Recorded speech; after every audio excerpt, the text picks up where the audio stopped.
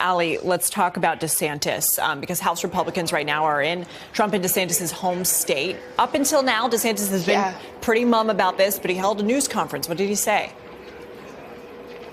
Yeah, Lindsay, just in the last few minutes, we're getting Florida Governor Ron DeSantis' reaction to this potential for an indictment and the way that Trump is talking about it. I'll let him speak for himself here. Listen to what we just got in.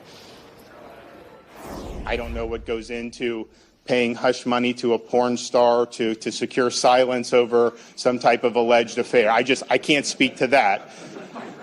But what I can speak to is that if you have a prosecutor who is ignoring crimes happening every single day in his jurisdiction, and he chooses to go back many, many years ago to try to use something about porn star hush money payments, that's an example of pursuing a political agenda.